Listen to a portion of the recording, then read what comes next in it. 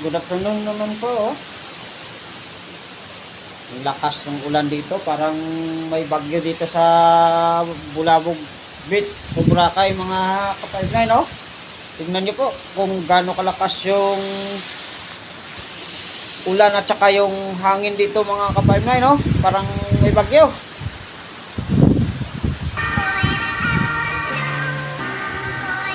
Oh, abot yung ulan dito, parang cellphone ko mababasa na mga kapayman, no? Yan to, sumasayaw talaga yung mga nito, mga kapayman, at hindi na po makita yung ano, yung dagat masyado. Yan to, lakas talaga, sobrang puti ng ulan.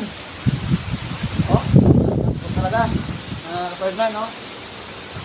Ay, yan po katindi pag umulan po dito sa area ng Bulabog mga kapatid, no? Lakas talaga, parang may bagyo. Pero ulan lang po yan, hangin lang po lumakas. Kaya malapit po kasi kami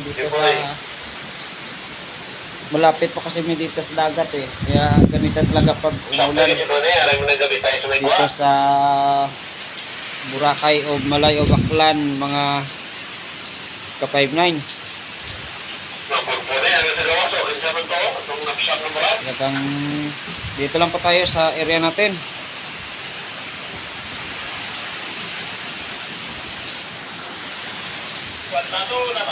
Yan po.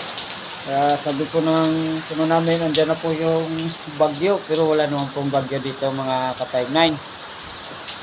Malakas na po talaga yung ulan. Ay araw na po talaga ng tag-ulan mga ka-59. Kaya pag ganitong mga panahon, pag nasa posting po tayo, pag panggabi po tayo mga ka-59, always monitoring po tayo sa 2-0 po natin mga ka-59, at wag po natin pabayaan yung area natin pag ikaw ay isang security mga ka-59.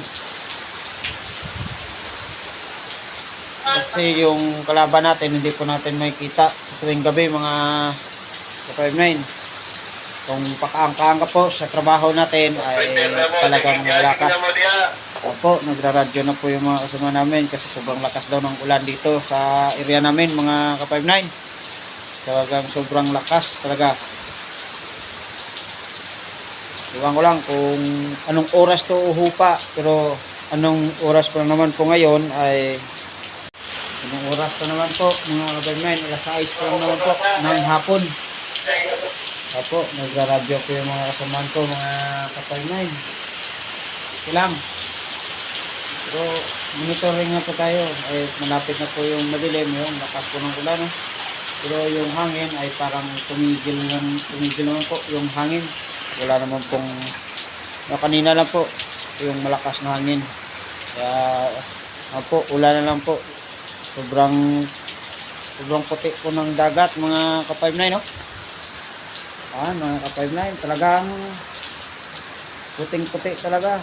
Ito talaga pag tag-ulan na, araw ng tag-ulan mga ka-59, eh, kanina mainit, pagdating ng hapon ay uulan mga ka-59. So ganito talaga yung ano dito sa Boracay. And maraming salamat po, at hanggang dito na lang po yung pag-vlog ko po mga ka-59, at maraming salamat sa suporta nyo, at pati na po sa aking mga followers sa Facebook page ko po.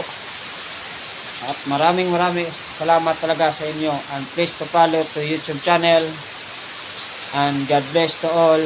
Bye bye po.